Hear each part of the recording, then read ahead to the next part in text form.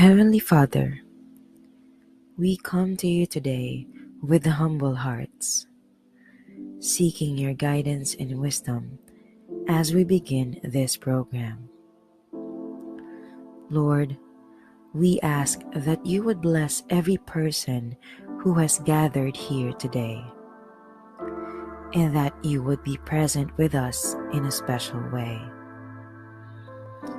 We pray that this program would be a time of learning, growth, and fellowship for all of us. Help us to listen to one another with open hearts and open minds, and to support one another as we strive to serve you in all that we do. Please give us the strength and the courage to follow your will and to use the gifts and talents you have given us to make a positive difference in the world. We pray all of this in your holy name. Amen. Hello and good evening po to everyone. So, welcome to Human Resource 107 Human Resource Policies and Procedures brought to you by Scale Up Training and Development. So, thank you so much po sa lahat for joining us tonight, and of course, welcome sa mga participants natin na andito sa Zoom and pati na rin yung mga nasa Facebook live stream. So, tonight in this session, we will talk about how to design and implement effective HR policies and procedures, how essential tools to ensure consistency and a well-structured na workplace. So before we begin, please be reminded of the following. First, please keep your microphones muted to minimize background noise. Second, use the chat box responsibly for your questions and comments. Third, let's respect our speaker and fellow participants at all times. Fourth, stay focused and engaged throughout the session. And lastly, if possible, please keep your cameras on to make our session more interactive. So this webinar is actually pang 7 na namin siya na session no in our human resource series. So last time we had Human Resource 106 webinar on HR, employee relations, and talent retention. So, we discussed there kung ano yung mga strategies on building a strong employee relationship and kung paano ma-retain yung mga top talents to create a productive na work environment. So today or tonight, we move forward into a more structured aspect of HR, developing and implementing policies and procedures that guide both employees and organizations toward efficiency and compliance. So, our mentor for tonight is an HR management expert and an HR strategy specialist. So, he is a recruitment director at the Virtual Staffing Solutions, is a certified paralegal professional, is a certified human resource professional, and a special projects director at ICT Council of Davao City. So, let us all welcome Mentor Michael Pinto. Ayan, mentor, you now have the virtual floor na po.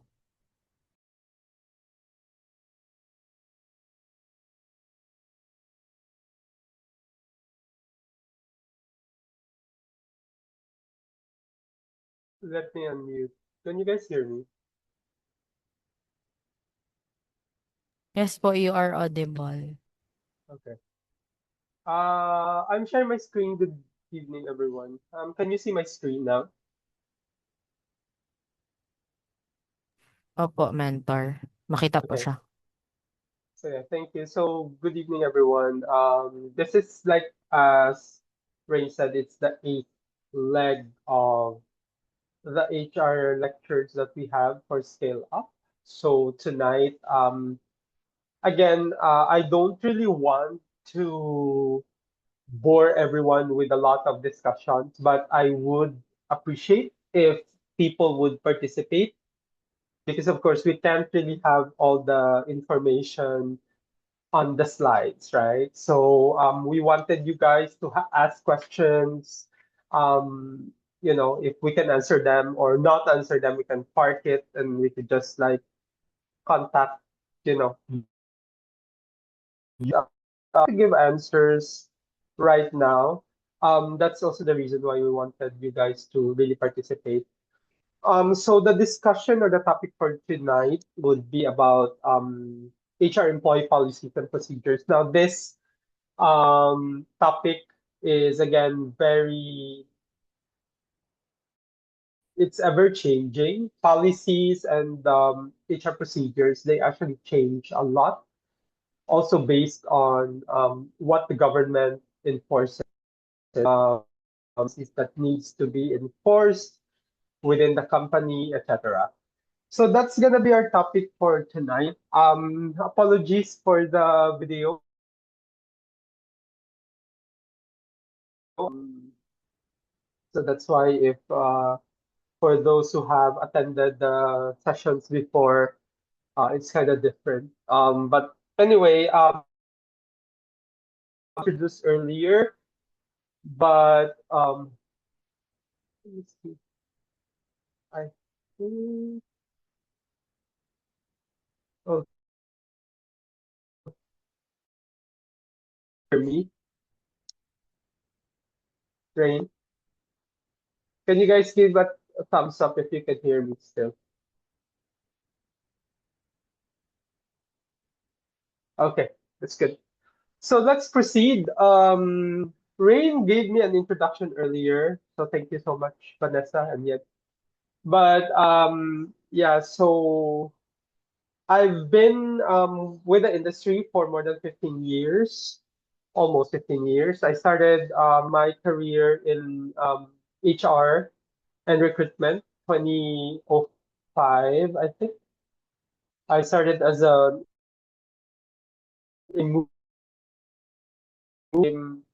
um, a recruitment expert for Sadolan Davao. Then I moved as a recruitment manager.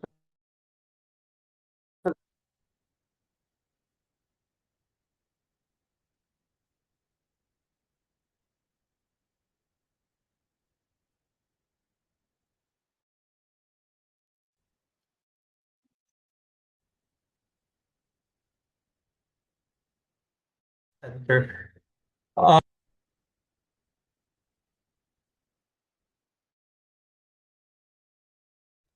1 minute, I'll try to plug my headphones in. Just give me a minute. Sorry.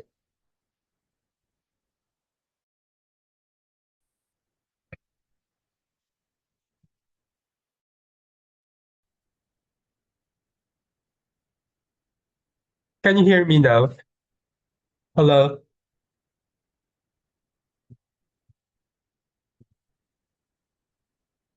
Okay, thank you. So yeah, let's proceed to the next slide.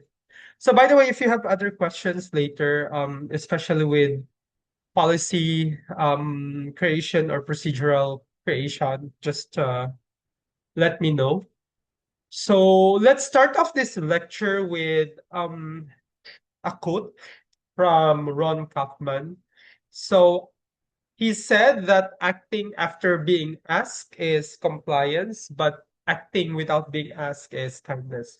So compliance again and policies and procedures, it's a built-in feature if you are in a company, right? When you are being hired by a company, you are always informed of what the company policies are because it actually, you can call it the foundational structure of a company. Every task, what to do, what are the things allowable or not, is always included in the policies of the company. So what are the norms? What are the allowable, acceptable actions? Even to as far as what are the proper behavior. These are always dictated by the policies of the company. So now we need to understand what HR policies and procedures are. So what are human resources policy or human resource policies? These are formal organizational guidelines that outline expectations, standards of behavior, and rules governing employment. So they establish what and why behind workplace expectations. So when you start your works, sino na dito yung nag-work? By the way, I'll just switch between Tagalog and English. Who's working? Among our 33 attendees on Zoom, sino na yung nag-work and what are the industries that you work in? Sino dito yung mga nasa corporate, doing HR stuff, who are still students? May mga students pa ba dito? Meron? Wala. Wala na. Everyone's working na ba? Okay, we have HR student. Okay. So most are students. So, have you guys started your internship na ba? Like, have you had any corporate or industry experience? Kasi, if you notice, or the first thing that you will notice, when you are entering the industry is the company's rules and regulations, or what they call the company policies. Kasi kahit interns ka, di ba? Whoever is working in a specific company, you are bound by the policy, right? That's why nga, di ba, when you start working, the company HR will ask you to sign the handbook. Kasi the handbook is actually where all the policies of the company are being indicated. So yon. So let's proceed. What's the purpose of having a policy sa company? So number one is, of course, it promotes fairness and consistency. Kung walang policy, everyone would interpret rules inside the organization differently. So, di ba? Kanino? Kasi si policy mo, they dictate who is affected by a specific policy. That's why sa mga employee handbook, it's really indicated what's the scope of the policy. So the scope of the policy would normally dictate all employees from rank and file to executive leadership. So meaning, wala siyang exemption. Hindi pwede na, ay okay, boss ka, C-level executive, vice president, hindi ako affected ng policy. No. That's why the policy should have a scope. It will always dictate that it affects all employees. Number two, it establishes clear standards of conduct. Nakasulat dyan, what are the conducts or the code of conduct inside the company? Nung gumawa kami ng handbook before, we really indicated na, like, let's say, gambling is not allowed. Relationships within the organization, especially in departments where both people in the relationship have professional interaction or connection. So, hindi pwede yan. Like, example, boss ka, ikaw intern ka, inuyab ka, giuyab ka, you were courted by your supervisor. Is that allowable? Yon. So, it's dictated by your code of conduct na hindi pwede. Or also your nepotism. Is it allowed to have like family members within the same department reporting to a family member? Mga ganon. So once na you write or you think of a policy, dapat ang mga ganito should be integrated in the policy because it will set the tone of the conduct. Okay, number 3, it ensures legal compliance with the labor law. So ang company policy natin will display na yes, we are compliant. Like if labor would dictate, okay, any company with employees more than 10 or 50, more than 10 would have SILs where employees can get service incentive leaves, 5 incentive leaves per year after 1 year of service to the company, and it is convertible to cash by the end of the year. So, may mga compliance si labor na nilalagay. Ilan ba dapat over time, ilang percent yan? So, it's really gonna be part of your company policy. Dapat nasa policy din yan to reflect whatever is in the labor code unless there is a an agreement, like let's say merong mga ano to mga organization, yung mga I forgot the term, yung organization within the organization that's taking care of the other employees ba, yung mga if you've seen that, yung mga nagsa-strike unions. Okay. So the union, so if may mga union yan and they have like an agreement with the management, so may mga benefits minsan that are different, or sometimes bakit hindi na-follow yung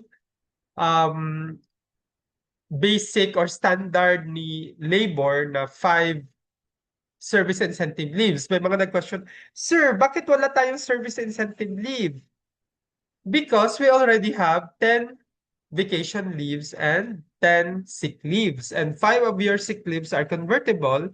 So that means it's a better benefit and it supersedes the labor. Kasi di ba si labor 5 laman ay na-offer niya na combination of sick leave and vacation leave. But your company is giving you 10 sick leave and 10 vacation leaves. So better siya na benefit than the service incentive leave. So si labor, okay na yon as long as it's a better benefit than what the labor standard is.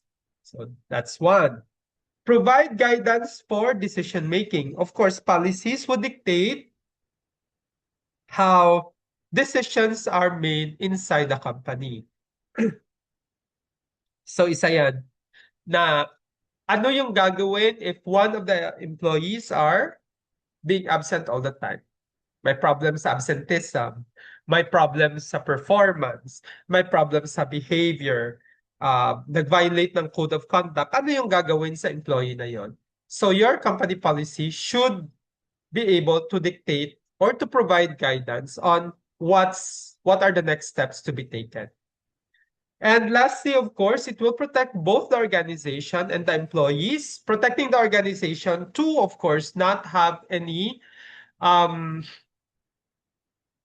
violation of the code, of the labor code, because, of course, if it is in the policy, it will protect the organization na magiging compliant siya. On the other hand, it will also protect the employees because the employees are sure that the company policy will dictate na magpa-follow talaga si company ng labor standards natin. So there, the purpose of HR policies. Any questions? You can raise your hand. I can give you the floor, or you can just type your questions. Questions muna before we proceed? Questions? None? Basta, you can just type your questions there if you have. I'll try to answer them. Okay, let's proceed to the next one. Okay, so what are HR procedures? So procedures are described or describe how a policy is executed. So it should be detailed, it should be step-by-step na workflow that ensures consistent application. Hindi pwede na pag nag-change ang HR, iba na yung style on how you execute the policy. That's the reason that inside your company handbook or your employee handbook, there should be a detailed workflow. Ano yung gagawin? For example, si employee absent, nagkasakit. So the employee is sick. What are the steps that should be done by the employee to make sure that na-inform niya yung immediate supervisor niya na he is sick, and what's also the next steps for HR kung example, hindi bumalik si employee sa trabaho. So nag-sick leave si employee. 1 day, okay. 2 days, wala pa rin siya. Third day, wala pa rin. So si HR, si handbook would really say na pag wala pa ring notice ng sick leave, ano yung mangyayari? 'Di ba? Si supervisor would inform HR that no call, no show na ang empleyado. Kasi nag-inform siya first day, pero nung succeeding days, he did not inform HR na or inform his or her immediate supervisor na may sakit pala siya. So what happens? I-report ni supervisor kay HR na okay, the employee is not did not come to work, hindi nagbigay ng notice, hindi siya na tumawag. So si HR no call no show. Pagka next day pa rin yan, 'di ba? We can issue an RTWO, return to work order. Pag wala yan, pag hindi pa rin siya nagre-reply, we send them a message na nag-AWOL na sila, right? So, ipa-file na yan as absent without leave, and it can be processed for separation. Kasi di ba pag hindi na siya nagre-respond. Kung nag-respond naman siya, there are also proper steps to do kung babalik siya, di ba? Maghihingi tayo ng, pwede mo siyang hingan ng medical certificate, for example, na advice to rest pala siya. Pero of course, si supervisor magtatanong talaga niyan or si HR will ask why is it that the person did not inform the management that he is still sick. Pero again, there are a lot of reasons naman. What if nakoma siya or nakatulog siya kasi inoperahan, mga ganon. So, si HR naman, as HR practitioners, di ba, we need to also listen to the side of the employee. Hindi lang pwede na, always throw the book. Kasi there are other reasons behind the action. Unless talaga na, hindi na siya nagpakita, wala na siya talagang nag-message, then that's a different thing. So employees must follow like attendance expectations. Yan ang policy. The procedure is use the HRIS to log in daily. 'Di ba may mga HRIS man tayo na ginagamit.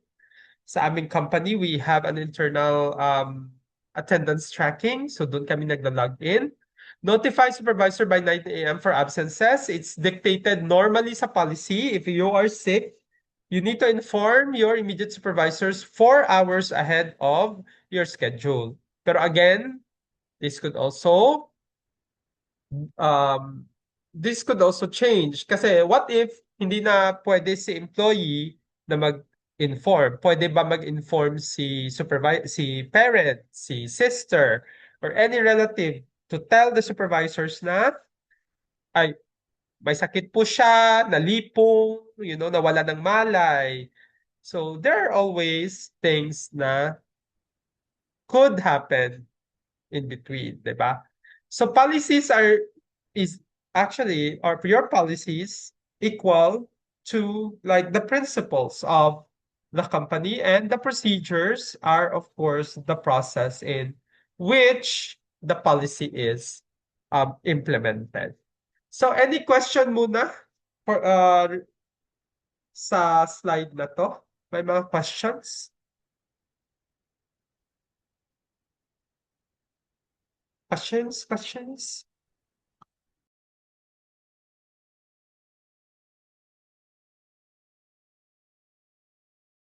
None? Okay, so if walang question, we will proceed. So what are the key considerations when understanding HR policies and procedure? So number one, of course, yung HR policy should be understood by anyone kasi dapat it should be in layman's term, di ba? Dapat pag send mo ng employee handbook, kahit sinong empleyado yung magbasa nun, they would understand what the policies mean. Hindi pwede na highfalutin words ang mga gamitin mo dyan or any legal jargon ang gagamitin mo, di ba? You need to make sure that it is simple and it is straight to the point. Hindi siya ambiguous. Hindi siya mai-interpret other way. It should be written as it should be interpreted. Again, ang policy, since it's the code of conduct, it's yung rules and regulation, dapat simple lang siya. Dapat understandable siya. Hindi pwede na ang HR lang ang maka-understand nun. Okay?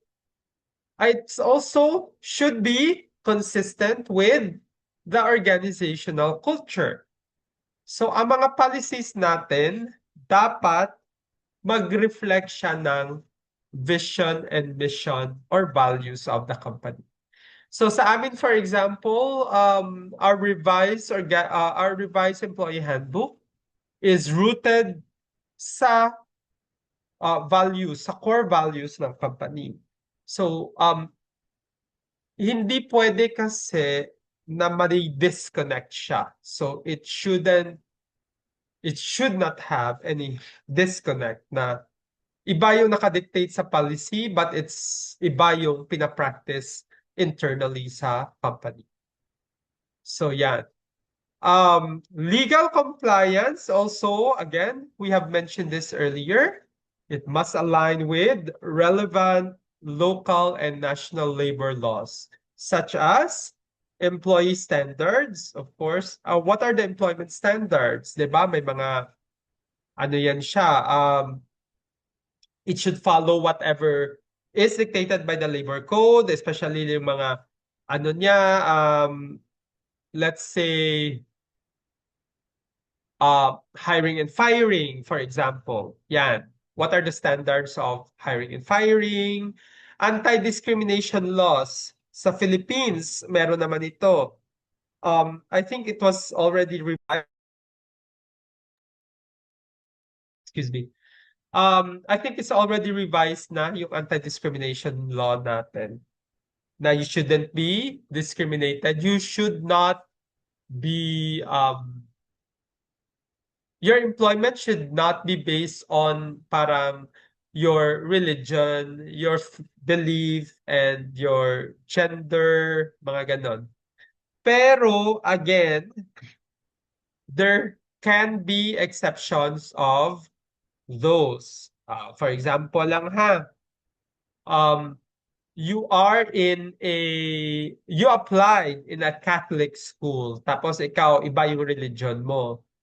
So, you shouldn't expect na, say, magfa-follow ang mga tao sa organization sa practices mo because you're of a different religion, di ba? Sila naman, they would have talaga, like, let's say, they celebrate mga Immaculate Conception, they celebrate kung ano-ano na mga holidays, religious holidays. So, it's a given because it's already indicated that they are a religious organization, di ba? The company is very, like, let's say, it's a Catholic school. So, it's indicated na, okay, so it's a Catholic school siya talaga. So, don't expect na, di ba, mag-iiba sila ng culture nila, mag-iiba sila ng policies nila to accommodate you. Kung ang ina-advise ko usually, if you're not comfortable talaga applying in an organization, feeling mo you're not a culture fit, then don't na. Kasi it would really just cause a lot of issues in the future. So yun lang. Or at least we follow lang. Like example, 'di ba, usually hindi man dapat as part of the anti-discrimination, dapat hindi like let's say sa mga, and it's not still practice ha by the government agencies, mga government offices. If you've observed, sinong naka-observe dito ng mga like let's say every Monday sa mga offices or sa mga schools, may prayer. Sino naka-observe? Yan, yung mga interns. Have you observed that? Na may mga prayer every Monday before the start of the flag ceremony or mga ganyan. Na-observe niyo yan kung may mga prayers? And the prayers, di ba? O yan. Saan ka nag-work, Michelle? Michelle? I mean, I'm not uh, working po. I'm currently an intern po sa Mapicon, Philippines po. okay. So Mapicon is they're not really exclusively Christian na organization, di ba? Pero may prayer sila. What if ako, Muslim ako, or Buddhist ako, or Hindu ako? Tapos nag-pray kayo ng Christian prayer and you're forcing all the employees to pray na Christian. So isn't it discriminatory? So yun mga ganon. Kasi dapat they should not force you to pray if you're not the same religion as they are, 'di ba? You can just probably, okay, I'll stay silent but I will not pray with you. So mga ganyan, there are a lot of things na parang hindi pa rin tayo that observant. Like example sa mga government offices, they still display crucifix or may mga santo-santo sa lobby.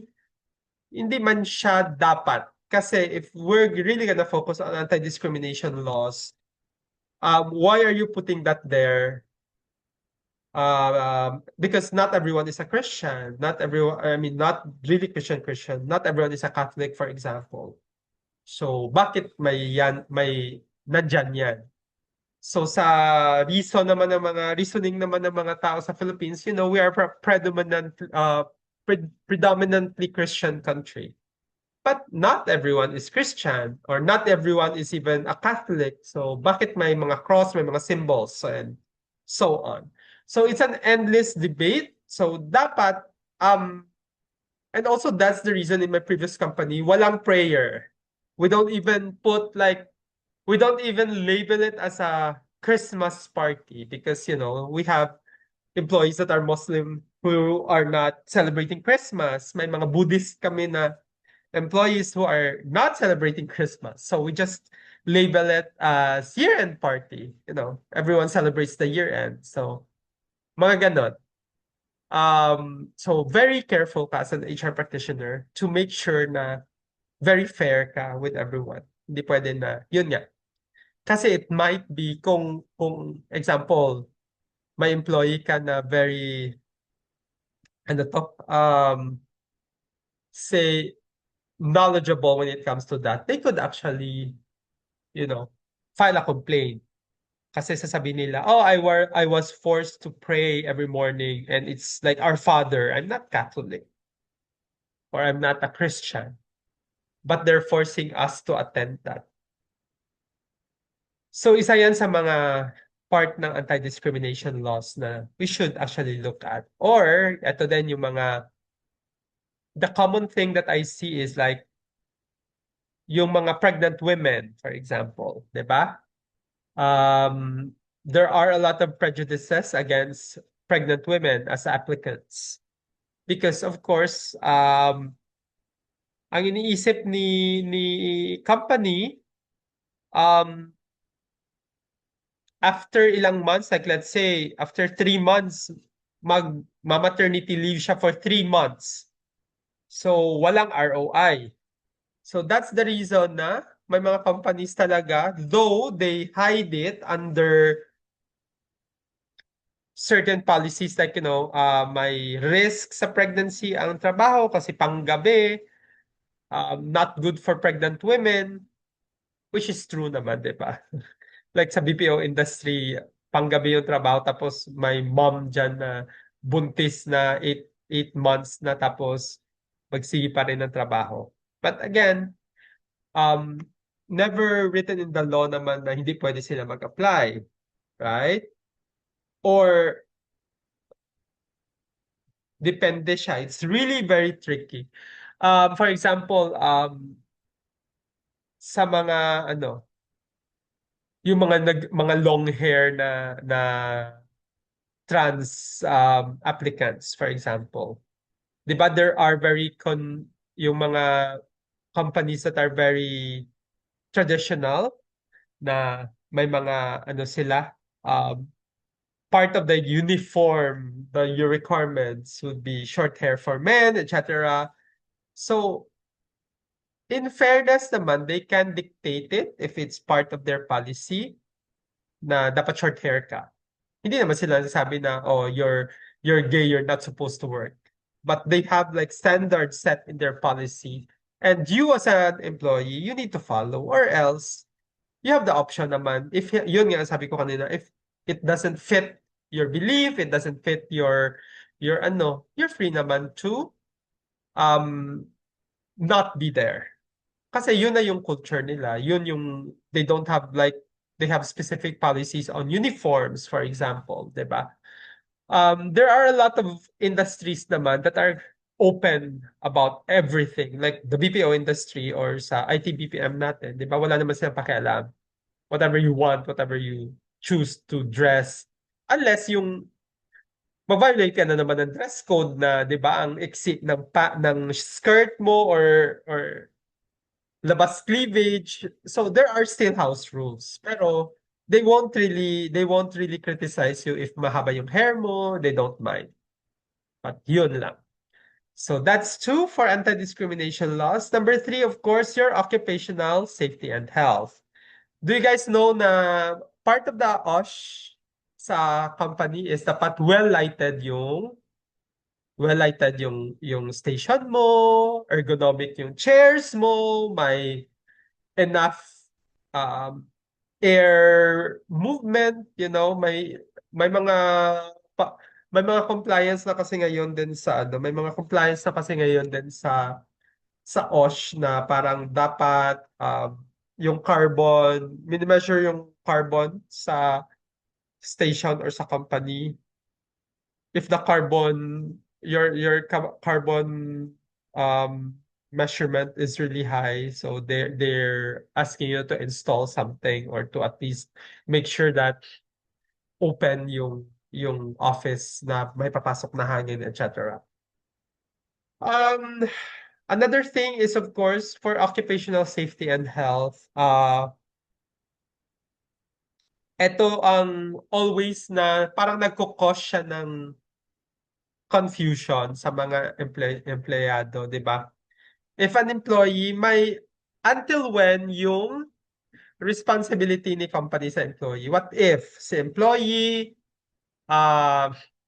nag-break, lumabas sa office, nag-break, nabangga? Is the company liable ba sa ganyan? If they're still within shift naman and nag-break sila, then yes, kasi babalik naman yun sa office. Pero what if pauwi na si employee, tapos like 1 meter away from the gate, nabangga? Liable ba si company? Yes or no? So, umuwi na si employee, galing shift. 1 meter away from the house, nabangga siya. Liable si company? Hindi. Under your occupational safety and health. Guess lang yun. No right or wrong answer. Sige. Liable ba si company?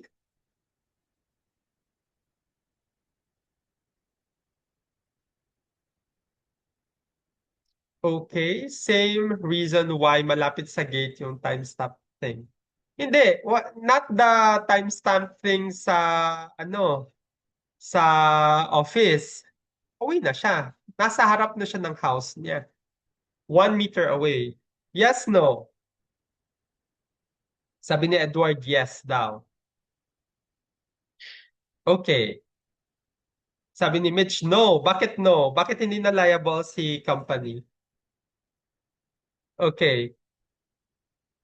The first thing that the HR should determine is if si employee umuwi straight from work.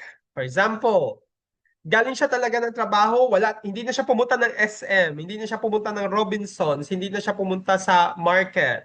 Diretso siya from the office, going home, 1 meter, like, let's say, 2 meters away na bangga siya, then liable pa si company. Pero, kung na-determine ni company na pumunta siya ng SM, pumunta siya ng palengke, the liability ceases na. So hindi na liable si company pag nag-stop over si employee. So dapat ma-determine yan siya sa what's this? When the HR investigates. Kasi pag straight naman na umuwi talaga si employee, wala siyang dinaanang iba, then liable talaga si company niyan. Kasi 'di ba, to and from work, liable na si company sa mga empleyado niya. So, yan. Like Jeremy said, it's case to case. But these are the things that you need to know. Diba? Yung mga bagay-bagay, like especially sa what if sinabihan ka ng company na, oh, singilin mo si ano doon, maningil ka sa isa nating client, tapos nabangga ka while you're doing your job, liable si company niya. Diba? Yan yung mga part of the OSH sa safety regulations that you need to know also if you are employees. Kasi may mga dyan, there are things that the company is like responsible sa empleyado nila. Hindi pwede na, okay, na aksidente si empleyado, i-fire na lang natin. So that's not how it works. Wage and hour regulations. Okay, eto. You know naman, we have discussed this in the previous, I don't know if you guys attended the previous lectures on yung mga benefits, compensation and benefits, ang mga OT, paano siya i-calculate. But make sure lang, if you guys are working, di ba, as per sa law, dapat meron kang at least 1 day of rest per week. So may mga companies naman na compressed work week or hindi sila nagtatrabaho ng Sabado. So, it's the prerogative of the company naman. But, what if wala ka ng off, diretso-diretso na? Hindi siya pwede. Dapat may at least 1 day dyan na naka-rest day ka. And, of course, this is very important. Then, yung data privacy law, that's the Data Privacy Act of 2012. Gaano katagal that the company can keep the data of the employee, of the applicants. Very important din siya, especially if you're doing yung mga audits like ISO, SOC 2. Yan. So very important yan na malaman nyo yan. And of course, accessibility. Employees should easily find and understand the policies through handbooks, HRIS portals, and onboarding sessions. So make sure that you have, again, sa amin, you need to have like a physical copy of the handbook. You need to sign that you have read and received the handbook. Number 2, it's on the portal. When employees would log in, they have access to the employee policy or the company policy on the portal itself. So, nasa website yan, should be. And also, number 3, should be discussed during onboarding session. So, pag nag-start ka na, nag-day 1 ka na sa company, you onboarded, you should be able to know the company policy during onboarding. Okay, questions muna before we proceed? Any questions?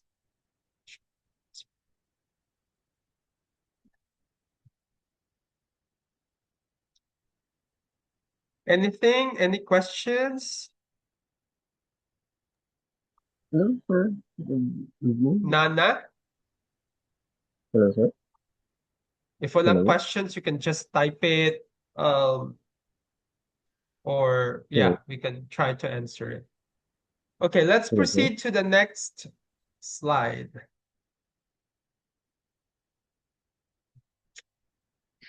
Okay, there are different types of policies sa company. So, employment policies, which of course would include recruitment and selection. How do we recruit? How do we select? What are the process of the application?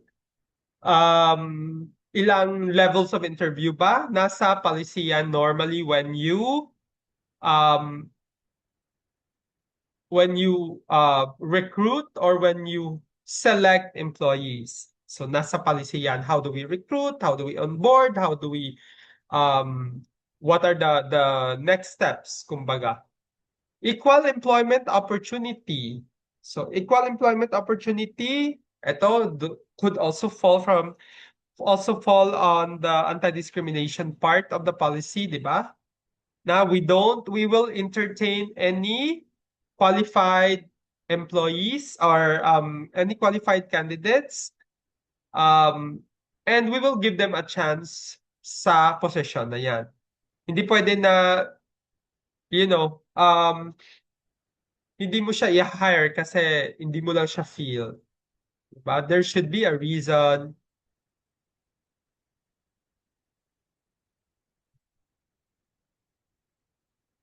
Oh, sige, wait. Edward, I'll answer that high in a bit. So, yun, it should be walang discrimination dapat sa candidates. Everyone can just apply, and probation and regularization should be clearly indicated also sa policy niyo. Okay, so when is the regularization gonna happen? When is the probation gonna end? What are the situations where probationary period are extended, di ba? What are the basis of regularization? Paano mo malalaman as an employee na mare-regular ka or hindi ka mare-regular? It should be indicated. Okay, so to answer how to handle po yung leave, clear naman sa amin na hindi siya, what do you mean na hindi siya prorated? It should be always prorated. Hindi pwede na ibibigay sa iyo ang leave na hindi mo siya na-earn, di ba? Check your employee handbook. It should dictate kung ilang leaves yung na-earn mo every month. Kasi meron dyan nakalagay. And it's always prorated. So, for example, you started, let's say, nag-start ka ng June. Yung leaves nyo for 1 year is 10. Nag-start ka ng June or January, let's say January. Pagdating ng June, you will not get the 10 na leaves. 5 lang talaga yan. Kasi yun lang yung na-earn mo. You're earning your leaves. When you start working, mag-earn ka na ng leaves. Pero hindi mo pa siya magagamit kung nasa policy nyo hindi ka pwedeng mag-vacation leave, for example. Pero pag nag-regular ka na, normally, they will not give you the entire 10 na vacation leave. You will only get 5 or you will only earn 5 kasi yun lang yung na-earn mo since you started. Hindi naman yan normally automatic. Kahit walang memo yan, it should be on your employee handbook kung kailan ka nag-earn ng leaves. It should be indicated there. So kahit wala siya memo, if it's already on your handbook and you're not aware, then you should read your employee handbook. Kasi your company will always assume na binasa mo na yan. So that's the reason na pag hindi siya bago, it's not an addendum or something na revision ng policy, walang Memo yan. Kailan po need ng company handbook? There should be a company handbook talaga. I hope that answers your question, Edward. There should be a company handbook talaga. Sa akin, I would still suggest kahit 5 pa lang yung empleyado mo, you need to have that handbook kasi it will dictate kung ano yung mga basis. O for example, um, yan, yung mga leaves na yan. Paano kayo magka-calculate ng overtime? Dapat nasa handbook yan. The basis normally of the handbook, if we're talking about ano lang ha, labor standard, should be the labor code talaga. But sometimes, and the Department of Labor naman, they actually give leeway naman kasi to companies, private companies, to set their own policies. As long na wala lang siya may binabiolate na labor standards indicated sa labor code. Your HR or the owner. And sa akin, I was a consultant of a hospital before. So I did the company handbook. I revised their existing company handbook. So you can actually get your HR do that, pero madugo kasi siya. So if your HR is not really that experienced in drafting policies, mahihirapan siya. So you need to get someone knowledgeable talaga sa mga process, sa mga policies to draft the handbook para it's fair. And once it's drafted, you need to have a member of your staff, the employees, the management, your HR to review and agree on every detail of the policy of the handbook. Once kasi na mag-agreean sila and they sign that they agree on whatever is written on the handbook, then the policies will be set in stone. So yan na yan, kumbaga. Hindi na yan i-change unless there is a revision or unless there is a new labor standard that nullifies your previous policy. So yan lang yan. So nagda-draft, yes, it should be your HR if your HR is knowledgeable with the policies. Pero normally ang mga companies, especially yung mga startups, kumukuha sila ng consultants to do it. No, it doesn't require the DOLE's approval, but you need to make sure that it follows the labor code and the labor standards set by DOLE. Kasi pag hindi yan, di ba si DOLE nagsusurprise inspection? Pag may nalagay ka sa handbook mo na hindi siya compliant to the labor standards, pwede kang ireklamo ng employee mo kasi you're not compliant. Did that answer your question? And okay. So thanks. So basta may question, you just type it ha. I'll try to answer it, but we'll proceed lang para at least we're doing it in parallel. Workplace conduct policies. Example, code of conduct. Ito nga, yung code of conduct natin.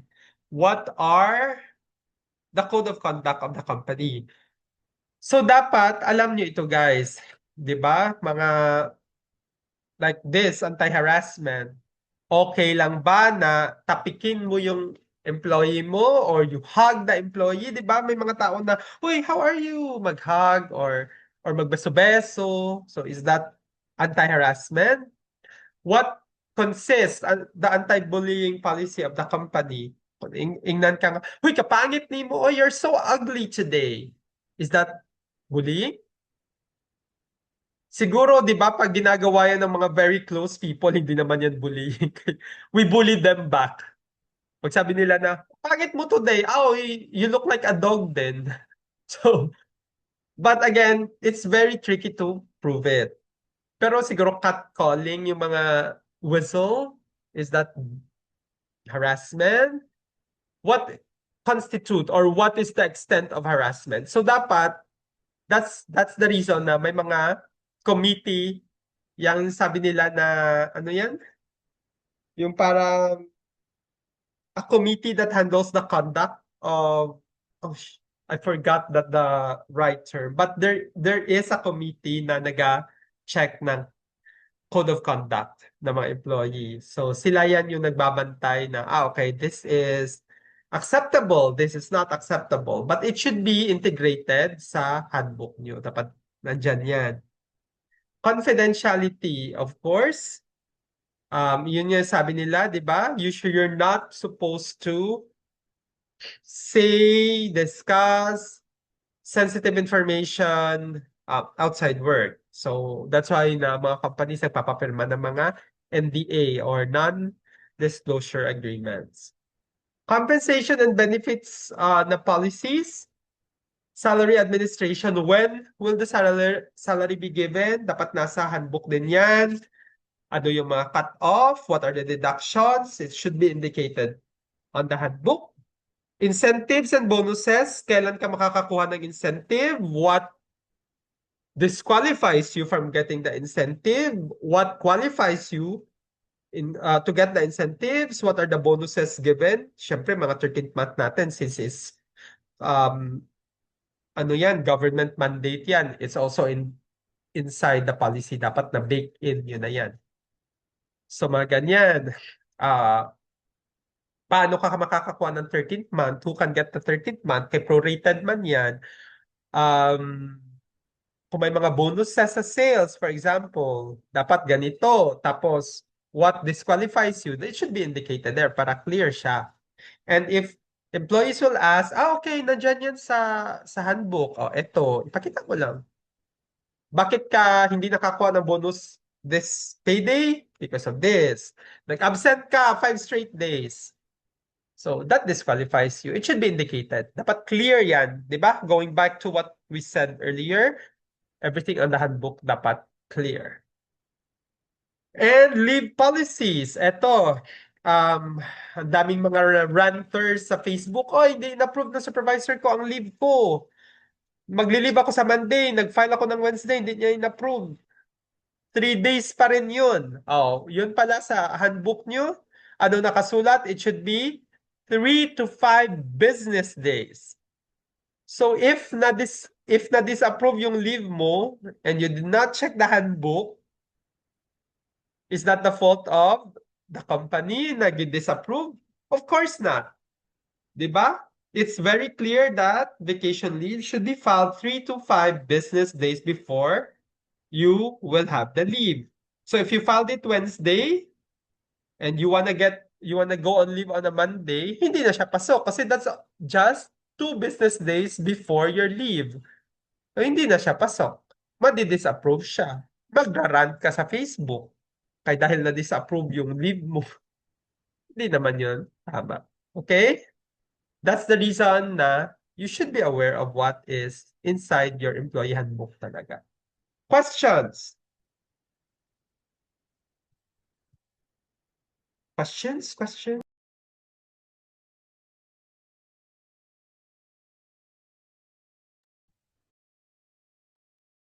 Okay, pag wala ng questions, kung wala ng questions, let's proceed to the next one. Performance management policy. This is one of the pinakamadugo na side ng HR work, or at least with HR. Performance management is how appraisals are being done or processed, promotion standards, and disciplinary guidelines. So example, appraisal processes. When is the right time that you are being appraised for your performance? Diba? Kung usual lang siya na regularization, there should be an appraisal on the 2nd or 3rd month, depending on the company, and there should be an appraisal on the 5th month, indicating kung mare-regulars ang tao or hindi. Kasi pwede na pag 5th month niya, hindi pa maganda yung performance niya. The company may extend the probationary period up to 30 days pa. So pag hindi pa rin siya nakapasa on the regularization, like sa 5th month, nagsabi si HR na, okay, so since parang fail ka pa din sa sa ano mo, sa performance, will extend your probation for another 30 days. So, dapat mag-agree din kasi sa employee niyan. So, magpirma sa employee, yes, I agree to extend my probationary period for another 30 days. Then, what if sa end ng 6 month mo, end ng 6 month, wala pa rin, hindi ka pa rin nakapasa, then the company can terminate you due to non-performance. So, yan. Um, after the 6 month, the regularization, the company can still put other monthly appraisals, to check if you're performing, quarterly appraisals or bi-yearly appraisals. So, before in my company, nag-appraise kami 6 months and 12 months. So, may annual performance appraisal. So yan, that's also gonna be the basis of your bonuses, if there are bonuses or other perks that you can get. Promotion standards. Okay, so sino ang pwede ma-promote? Should be written in detail then sa handbook nyo. So paano ba ang promotion mag-work? Sino ang qualified na promotion? What would disqualify you to get a promotion? It should be indicated clearly sa handbook. So for example, ikaw, you are a candidate for promotion. Tapos na-fail ka. Nag-fail ka ng last month. Hindi ka na-promote, nagreklamo ka. Diba? Is that right? If your failure, that 1 month failure, is indicated talaga sa handbook nyo na pag may failure, kapag nag-red ka, hindi ka talaga mapopromote, you can apply for a promotion after let's say 6 months na naman. Or at least 1 year, the cleansing period. So, you need to check nga your handbook kung ano yung guidelines sa promotion. In the same manner, disciplinary guidelines are also or should also be indicated on the handbook. Like example, tardy ka, always late. What are the penalties for your tardiness? So first lang na instance, probably verbal warning lang siya. What if nag-late ka 3 days consecutive? Diba? Dapat may indicated na penalty yan. Like, okay, so written warning na kapag 3 days na late in a month, late ka for 3 days, may written warning ka na or verbal warning. Pag sumobra ka dyan, or ang ibang companies, they would put accumulated. So, for example, in a month, you're only allowed to be late for 30 minutes. So, day 1, late ka 5 minutes. Day 17, na late ka ng 10 minutes. And then day 25, na late ka ng another 10 minutes. So or 20 minutes, that's already 35 minutes late. So pwede ka nang warning or NTE or whatever ang nasa penalty table niyo. So yan lang man, dapat it should have corresponding guidelines and penalties for all infractions done sa company. So yan lang ang nasa performance management policy. So for your OSH, health, safety, and security policies, emergency responses, what are the workplace safety protocol? For example, meron ba kayong safety protocols on earthquakes, on terrorist attacks, for example? Sa amin, before the pandemic, we already put, before pa that, kasi we created man the handbook. Naglagay kami ng safety protocol during pandemics and epidemics. So nagamit namin kasi nag-COVID. So yun, like 2 weeks before that, we already prepared. Dapat naka-work at home na, pinakuha na lahat ng mga PCs and everything. So yun, dapat nasa handbook yan. Ano yung mga emergency protocol during fire, di ba? Na dapat pag ring ng alarm, ng warning bell na okay, evacuation, dapat lahat mag-evacuate. Also, same way, data security. Like, sino may access ng servers nyo? How safety is your office against, yung mga phishing, mga whaling, yung mga ganon. Dapat nasa or indicated yan sa OSH and security policies nyo. And lastly, your employee relations policy. So, grievance handling. Pag may reklamo ka sa supervisor mo, ano yung channel that you are provided to file a complaint? 'Di ba? Sa atin ngayon, ng mga bata, Facebook lang mag-run. But the company, being it as a company, should have platforms on handling the grievances of the employees. So, example, letter to the CEO, mga ganyan.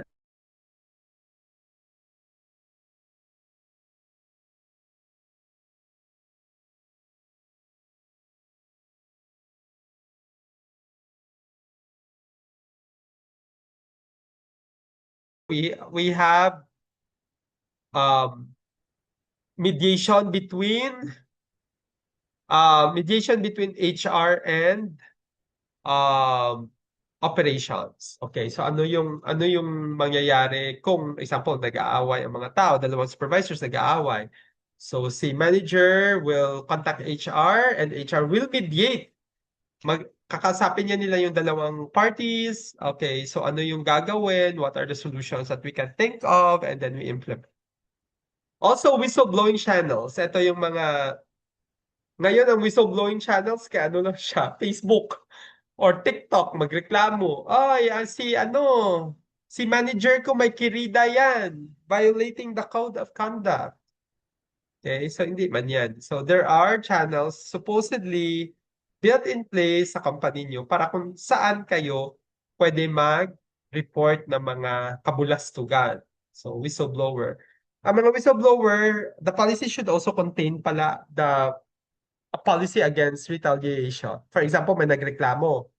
Tapos, nalaman ni manager na, kasi hindi confidential, kasi si HR, chismosa. So, sinabi niya sa manager na nireklamo, si ano yun? Si Michelle ang nagreklamo sa'yo. So, ito si manager, mag-retaliate. Okay? Hahanapan si Michelle ng kasalanan kasi siya ang nag-report. So the whistleblower should be protected. There should be a policy against anti-retaliation. So mga ganyan should be baked inside sa policy niyo, ha? So questions muna regarding these stuff. Siya ayaw niya na bumalik. Questions before we proceed. Questions? Wala na? Walang question? You can actually just type your questions if you have. Ha? Sige. I'll proceed na lang para continuous tayo. So, how to develop effective HR policies and procedures. So, developing HR policies require a structured and legally sound process. So there are steps here, but let's start muna with step 1. We need to identify the need. A policy is needed when, ito yung sabi natin kanina, if there are any changes in the labor standards. Kung may mga changes sa law, for example, like, say nag-change ang law sa retirement age. Diba? I think tumaas ang retirement age from 60 to 65, if I'm not mistaken. I read somewhere. So, pag nag-change ang law, the policy should be revised, right? Kasi let's say, ang policy ng company is 60 years old lang, pwede ka na mag-retire. So, since change na ni government, dapat mag-follow tayo. So, ma-change din dapat yung policy natin on retirement. Internal issues repeatedly arise. So what if palagi na lang, o ito, for example, Maraming empleyado ang naglalaro ng scatter during office hours. Yan, may internal issue yan. So, kung wala kang policy against gambling, what if nag-ML? Hindi naman yan gambling. Oh.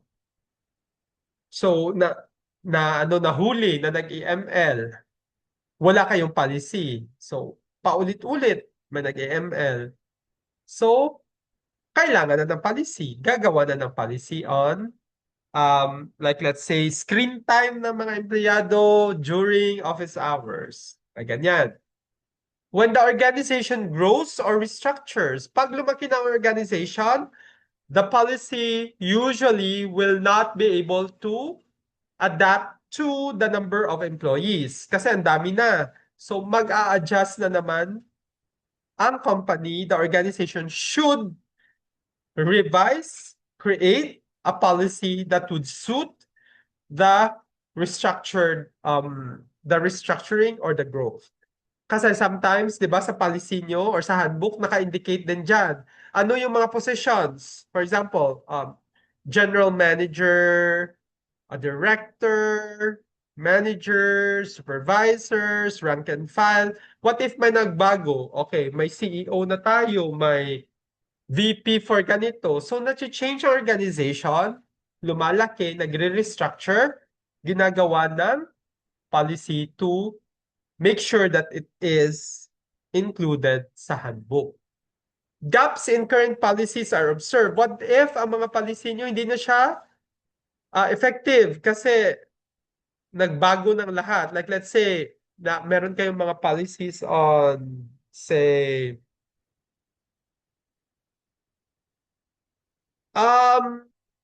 wait, I'll answer that in a bit. For example, may policy kayo tapos ang policy nyo hindi na siya ang policy nyo against, let's say, okay, ang policy nyo against online, against gambling. May online gambling na. Online, scatter lang sa phone.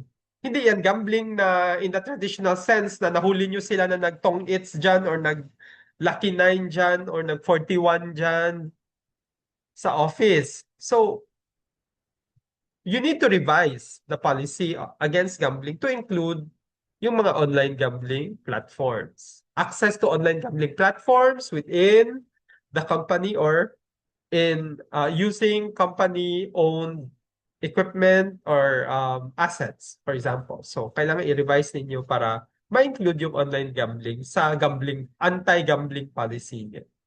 So, yan. Sabi ni Ann, does performance management policies have templates? Meron naman.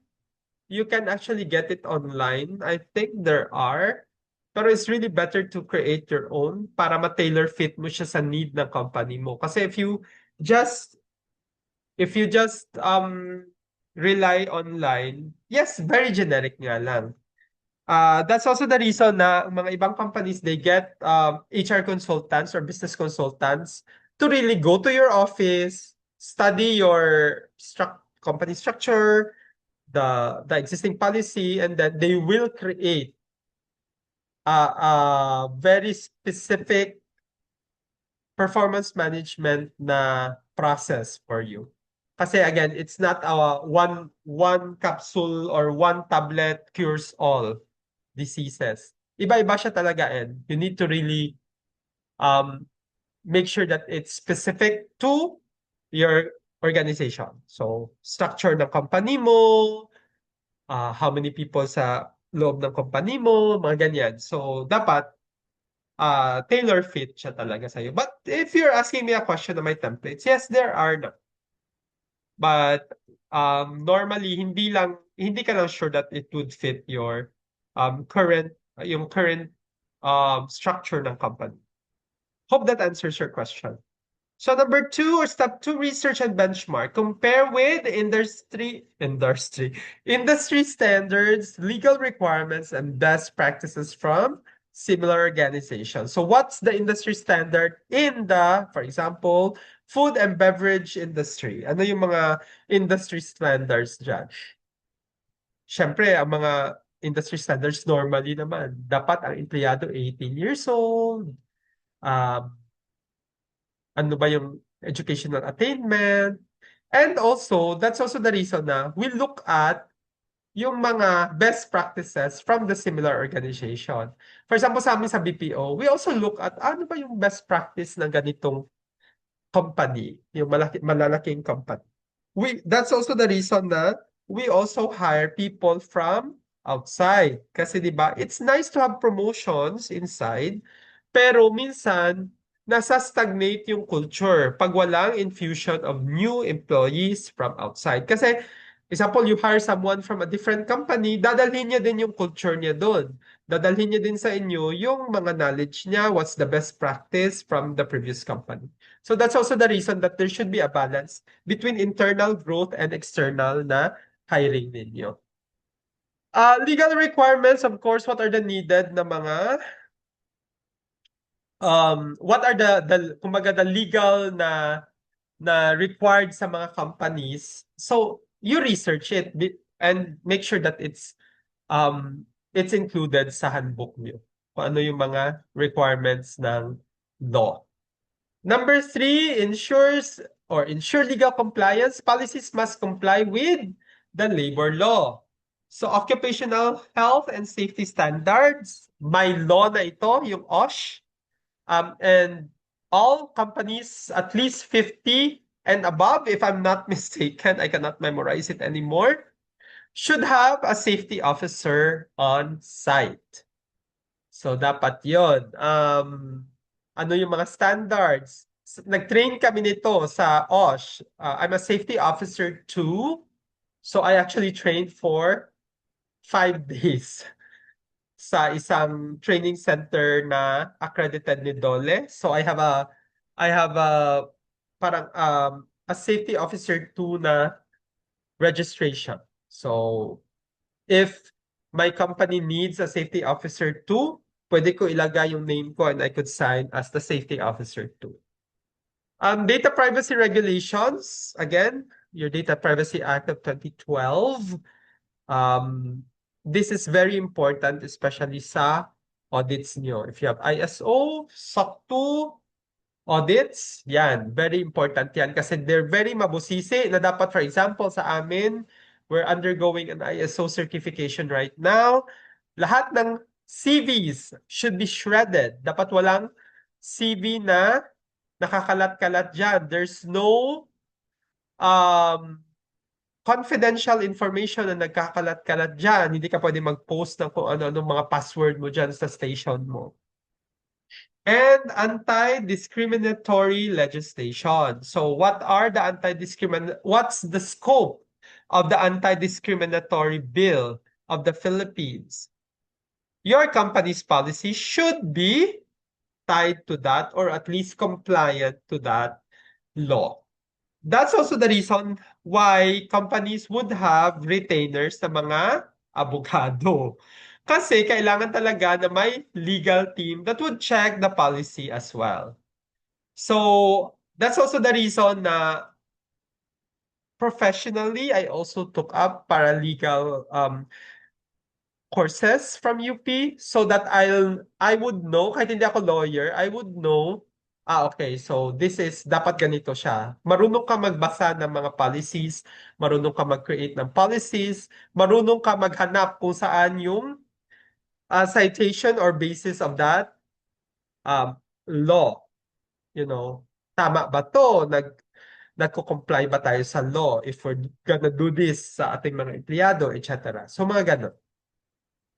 Again, guys, if you have questions, type lang ha para makakontinue tayo. So step 4, you need to draft the policy. A standard policy format includes the title. What's the title of, like example, Kael's Lechonan Employee Handbook. Or may iba na they call it company rules and regulations. Pero part siya of the employee handbook. What's the purpose of the policy? Okay, so ang purpose niya, for example, is to address ganito na issues observed sa company. What's the scope? Who's covered? Eto, makikita mo to minsan sa mga memorandum na sinisend ng HR nyo. Diba? Who's the scope? Scope. All Michael's Lichonan's employees. Policy statement. What's the policy statement? Definition ng mga terms. What's the procedure? Ano yung guidelines? How it's done? What's the role of individuals? For example, HR should be the one implementing this and is responsible to, let's say, issue NTEs, etc. Should also serve as, like, let's say, the mediator kung may mga issues between the management and the employee. So, dapat i-define ang mga roles and responsibilities of the department or the people involved in the policy and version control. Okay, this is Michael's Lechonan anti-cha-cha policy version 1 B1 series of 2026. So dapat kasi we changed that, 'di ba? Nag-change yung policy. So dapat there should be a version control for your policies. Number 5, pa-review sa stakeholders. Ito yung sabi ko kanina, should be reviewed by the department heads, the HR team, your legal counsel, and an employee representative. So this would make sure that yung policy nyo, accurate siya and accepted siya ng lahat ng internal stakeholders nyo. And step 6 is, of course, pilot, test, and refine. I-run mo ang policy sa isang department. Identify unclear sections. Evaluate mo yung practical ba to? Ano ba yung steps na dapat gawin to implement this? Is it too difficult to implement? Will it cost a lot of resources? Madami bang steps ito?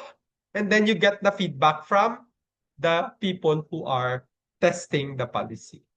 So yan lang, very, very simple. Pero actually, hindi siya simple. It's very matrabaho. Matrabaho ang pag-create ng mga ganito. And approval and finalization, you secure formal sign-off from the executives or governance body. So, normally, basta may sign-off, pinapapirma lang na okay na ito. Itong version ng ating policy is already reviewed and accepted. You need to put your name and you sign. Na okay na yan. So, sa amin, sa cybersecurity policies namin, every change in the policy should be reviewed by the internal stakeholders and should be given a sign-off before it is implemented. So yeah, questions? Wala na? Kung walang question, I'll proceed to the next one. So what are the best practices in developing the policy? Ito yung, again, balik lang ito. Use clear and concise language. Kung ano yung minimean mo should be reflected on the policy. So para kahit sino ang magbasa, ma-understand nila. Aligned with organizational values. So your policy should be aligned kung ano yung value ng organization.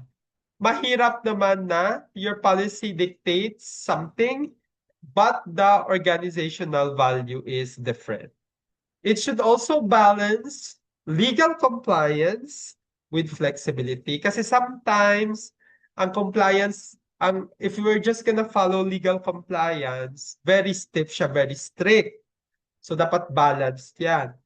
Meron siyang provision sa policy nyo on exemptions, for example. Paano ka may exempt? Example, ito yung nangyari. Kasi, di ba, if it's like very strict siya talaga, that's the thing with the law kasi, di ba? Parang it's black or white. Di pwede na may in-between. Pero kung meron ka, pero if you're in the company kasi and you're also handling your human resources, di ba? Dapat flexible ka din. Hindi ka, for example, may isang policy na na-violate sa employee, hindi agad-agad na i-terminate mo siya, di ba? There's always a 2-notice rule. May hearing pa yan. May presentation of evidences. So mga ganyan. You should be flexible when you like really strictly implementing policies. Also, you must ensure that the policies are inclusive and equitable. Parang lahat kasama and lahat fair lang na affected. Parang ganon. Walang special treatment sa mga tao when it comes to the policy. And we need also to consider the feedback of the employees. Pag nagbigay si employee ng feedback na, ganito yung policy, ganyan. You need to always go back to the policy and review it and also update it annually or as needed. So sa amin, we actually review the policy officially edit our company policy or our employee handbook every 2 years. Pero if there are anything or any changes in between, ito yung as needed part, we actually create an addendum and we add memorandum to make sure that updated pa siya and whatever labor standards na bago is implemented. Okay, questions muna. Questions? Raise your hands. I hope clear ha yung mga ano natin, yung mga pinagsasabi dito. I hope like especially yung mga HR folks dyan, mga interns natin, you understand kumbaga kung ano yung sinasabi natin dito. So I hope it's clear. What are the other considerations during development of your policy? So communication style should be, or your tone should be authoritative, but supportive and not punitive. Okay, the policy should not be designed as punitive. Hindi lang siya there to punish, right? It is there to support whatever the organization is implementing. It should be authoritative, but it should be a deterrent to people. Diba? The laws are in place to become deterrents. Ay, hindi ako magnakaw kasi pag nahuli ako, ito yung penalty. Hindi naman pwede na, ay, hindi ako magnakaw. Nag-isip ka lang na magnakaw, mapapunish ka na. No. The laws are there to be a deterrent for people to think twice, kumbaga, before they do it. Okay, may punishment ito na ganito. Ready ba ako to get this punishment if I do this? So, deterrent siya talaga. Policy should also be culturally sensitive. So avoid bias or language that may be interpreted as discriminatory. So that's also the reason sa policies, when you write your policy, it should be neutral. So instead of using he or she when we pertain to employees, we just say the employee should. Okay? Or they should. Ganon. Hindi pwede, hindi tayo gumagamit ng he should ganon because it is, well, you can say na probably nag-stereotype ka na lalaki ang mag-violate ng policy na yan. So we use like very neutral language. So yun, the employee should ganito. The employee should not be late. The employee should not be ganito. So yan, para at least it is neutral. Feasibility. Policies must be realistic and implementable. So dapat pag nagawa ka ng policy, realistic siya and pwede siya i-implement. Baka ang policy mo very far-fetched, yung parang very out of this world na hindi siya ma-implement and hindi siya feasible. Ito yung sinasabi ko kanina na when you think of policies, you need to know kung gaano kahirap siya i-implement, what are the resources involved if you implement it, gaano katrabahoso siya when you implement it. So yun. And also technology integration. So make sure na ang policy mo compatible siya sa HRIS, timekeeping, and reporting tools mo. Kasi you will get the facts out of this technology that the company is using. Diba? Kailangan naman, hindi man pwede na magsabi ka na, it's always late, tapos wala kang support na data. So, yun. Some kasi, especially in the newer systems, pwede ka mag-send ng mga notice to explain, di ba, internally, and then you just download the reports, then send the reports, attach it with a with the NTE or at least a notice to explain and send it directly to the employee. So it's better if it is or it can be integrated sa technology na ginagamit niyo now. Okay, questions muna before we proceed. Malapit na tayo matapos actually. Any ako kita. Any questions?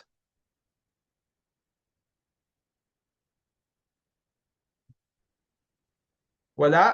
Okay, if there's no questions, we'll proceed to the next slide.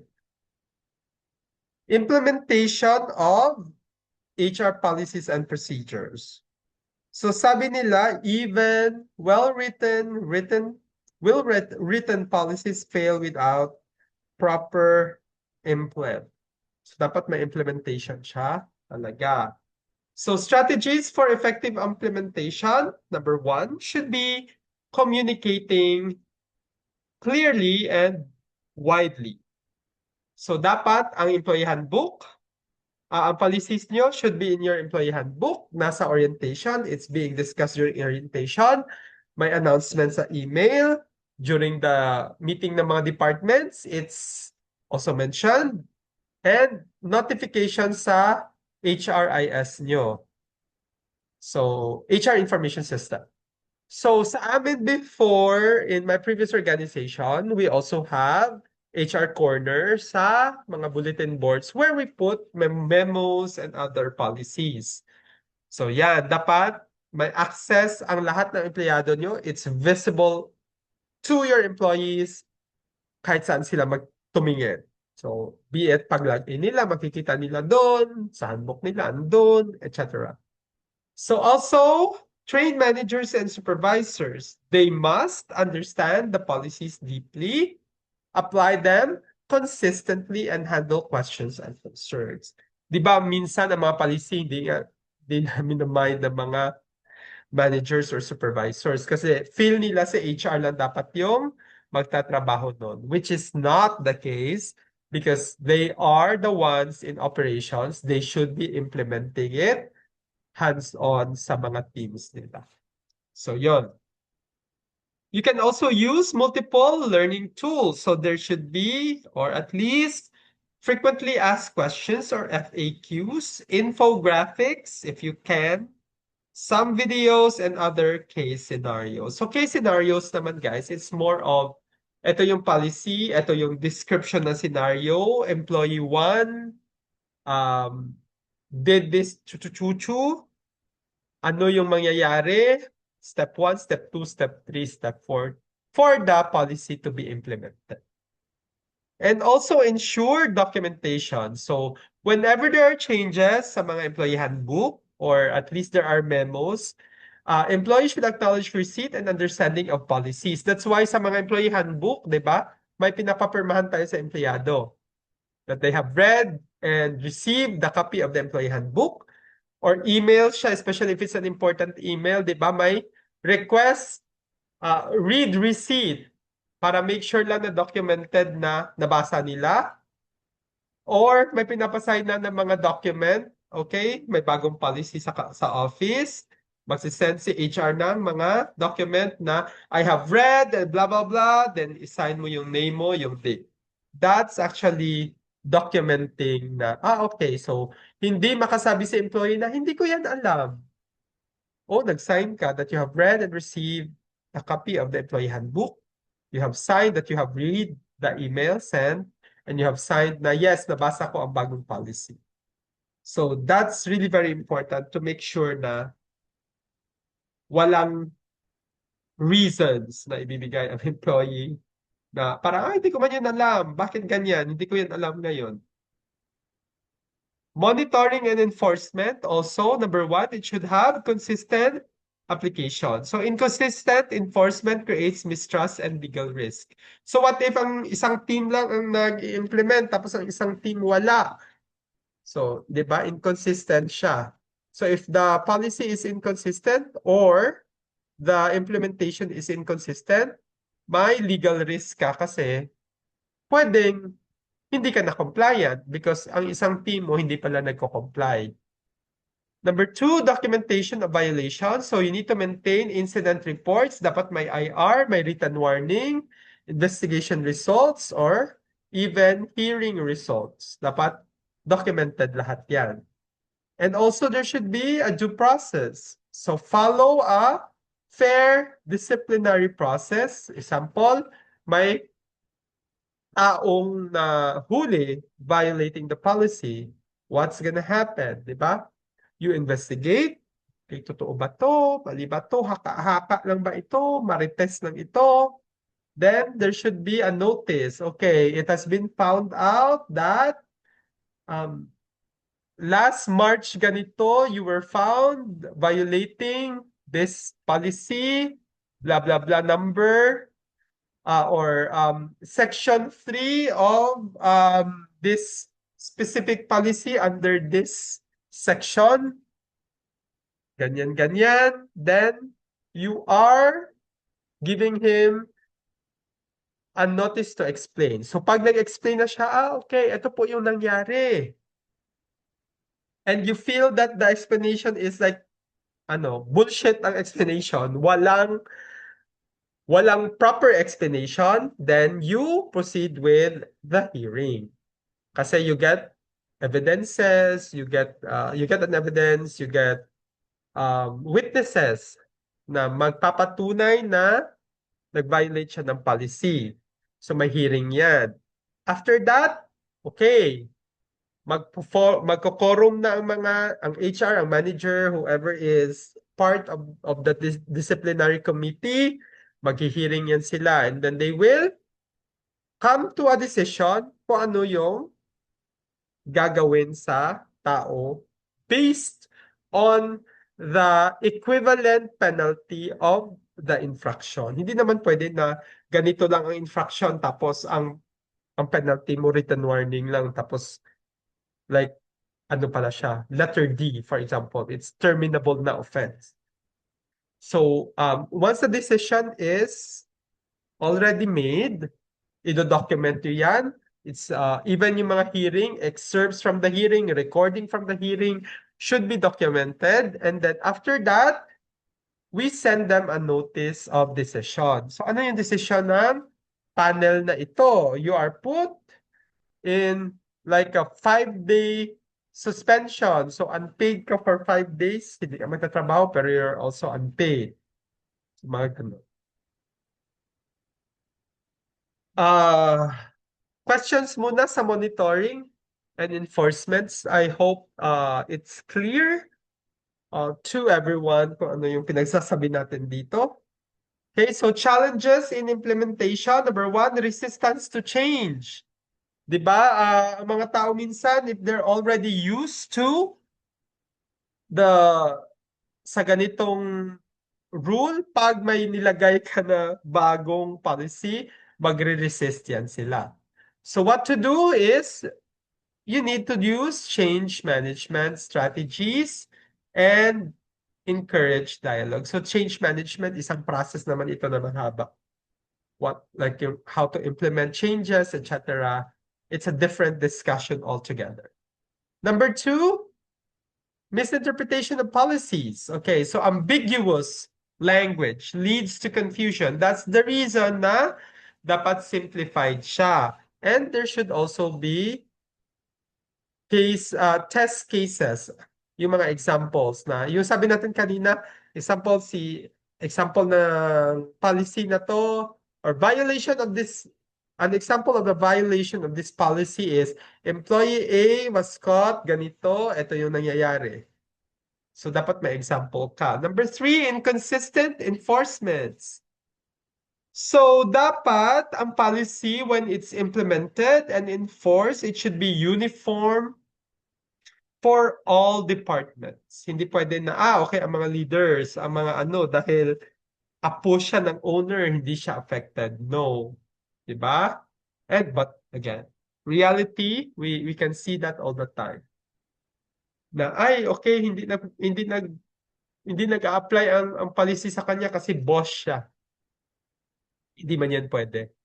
If it states that the policy scope is the entire organization, then there should be no exemption unless there is stipulated sa policy mismo. Okay. So, like example, the policy does not apply to kasi ni Jesus Christ, for example, or kasi ni owner, family member ni owner. So, unfair yun, di ba? That's also the reason na dapat across the board siya. Solution could be provide training and conduct audits. Dapat may internal audits kayo. Like, paano siya nini-implement ni Department A versus sa implementation ni Department B versus sa implementation ng rank and file versus sa implementation ng executives or the managers. Letter D, lack of awareness if the policy is not communicated properly. Syempre, hindi nila alam. Ito yung sabi natin na kailangan may reminders, may refreshers, kailangan visible si policy sa mga areas where the employees frequent.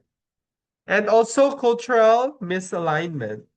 Policies that don't reflect organizational culture fail.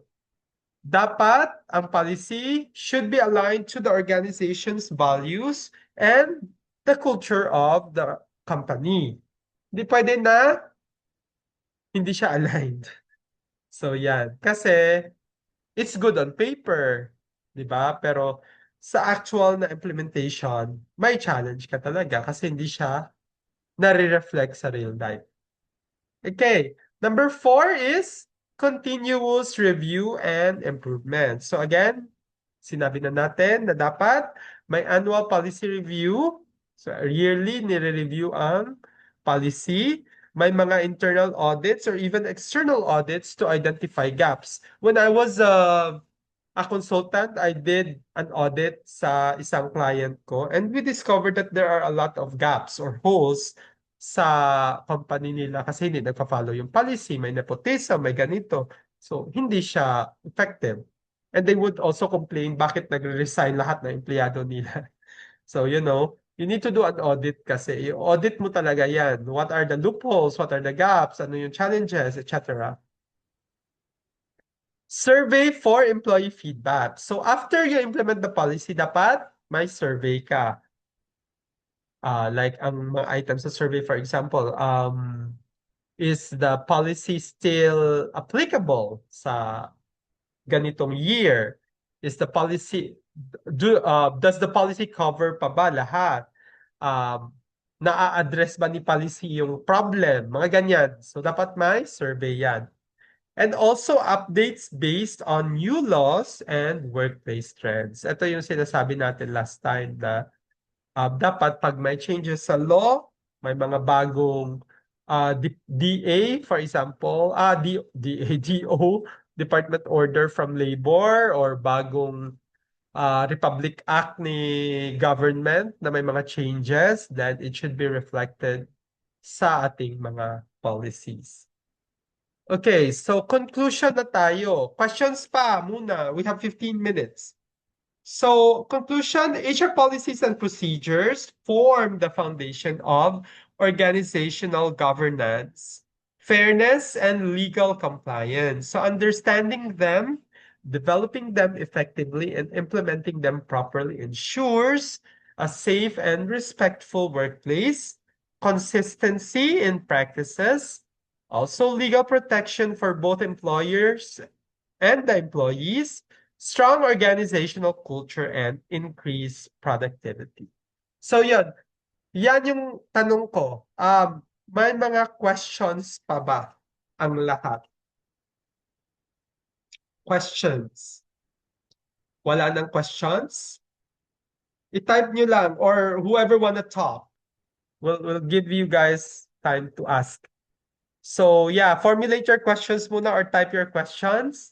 But to end everything, HR policies and procedures are the backbone of an organization. So it is quiet in presence because it's just there, but it's powerful in impact, of course. It affects the entire organization and the employees in it. And essential in keeping every part of the workplace aligned, protected, and moving forward. So that's our saying for like the policy. Why is it important? Why is it essential, kumbaga, sa companies natin? So, any questions? Mag-ask naman kayo ng questions. Natutulog na kayo dyan. We have 40 participants. Questions on policies.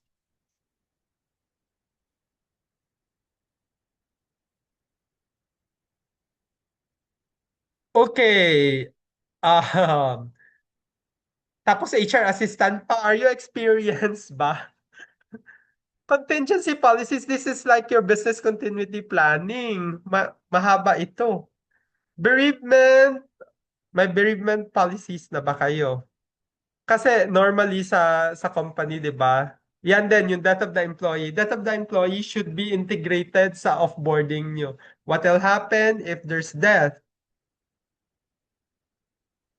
Um, Tapusin ko muna kay Rex.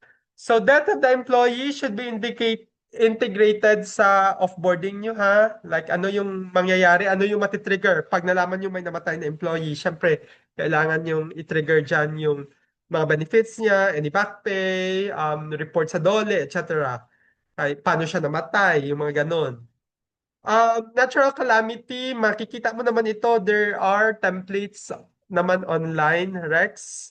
But I suggest, as I've said earlier, it should be tailor-fitted sa ano nyo, sa organization. But there are these are part of your business continuity plan. So look for that, especially sa natural calamities kasi madami yan.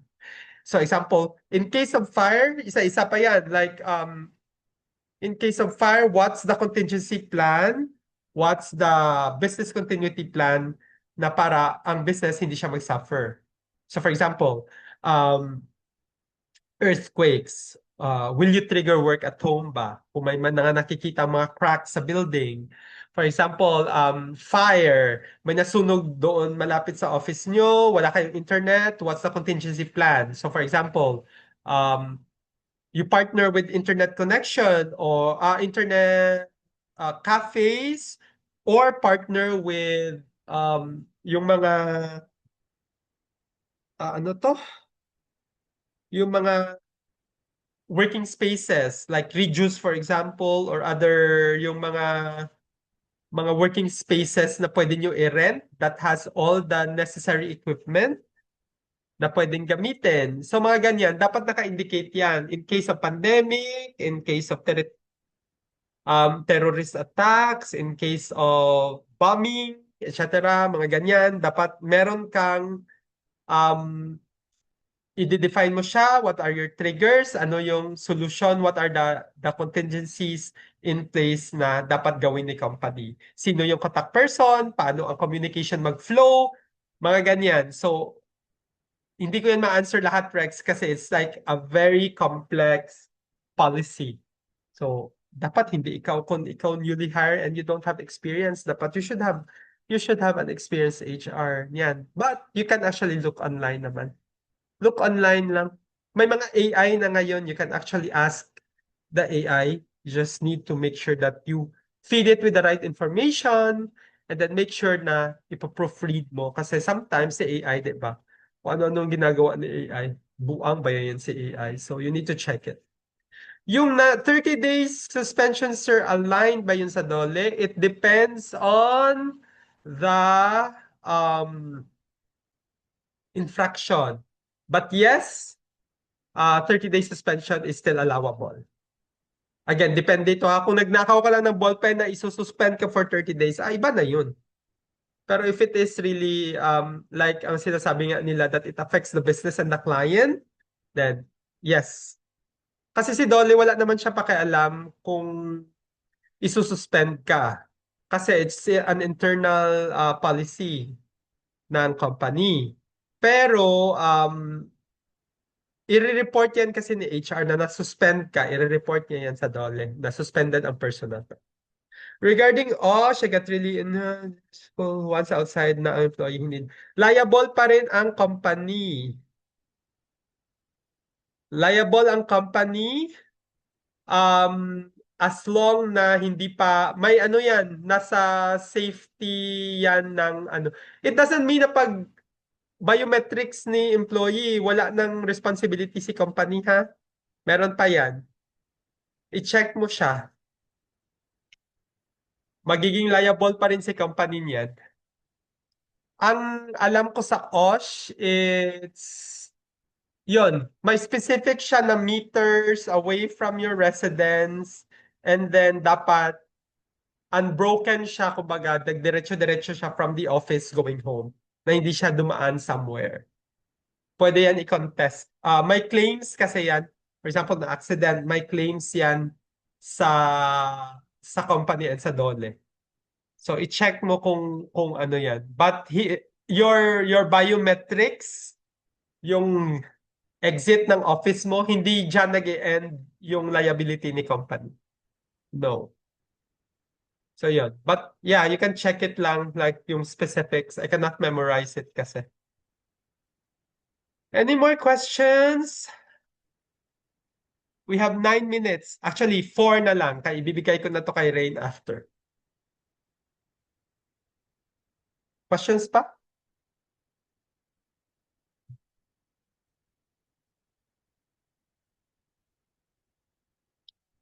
Wala nang questions?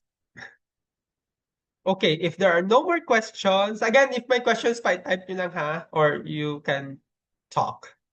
Pero if wala nang questions, I'll give back the floor na to Rain. Rain, thank you so much. Ayan, thank you din po, mentor, for our discussion tonight. And of course, thank you din sa mga participants that are very participative ngayon. So, I think no more questions. So, tapos na ang ating open forum. So, you may now scan the QR code since that will be ang ating attendance sheet for tonight. And isisend ko na rin po yung link sa chat box. I think kung wala na pong questions, para lang po sure kami, kindly, heart react na lang, heart react. Para po malaman namin na wala na pong questions. And while nag-attendance kayo. I see, ayan, 10 heart react. So, wala na talaga silang questions. And, we would also like to invite everyone po sa aming mga upcoming webinars for April. So, this will be the last webinar for March. Ayan, so ready na po kami for April. So if ever you are interested into any of the topics shown on screen, you may actually start registering right now. So you may visit our Facebook page and nandun po ang registration form. So for more updates, announcements, and future learning opportunities, please don't forget to follow us on our social media pages. Meron po kaming Facebook, Instagram, and YouTube. Just search for Scale Up Training and Development. And that concludes Human Resource 107, webinar on human resource policies and procedures. So once again, thank you so much everyone for joining us tonight. Stay safe. See you in our next webinar. And remember, we are your Scale Up partner. Good night, everyone. Thank you guys. Bye-bye. Enjoy your weekend.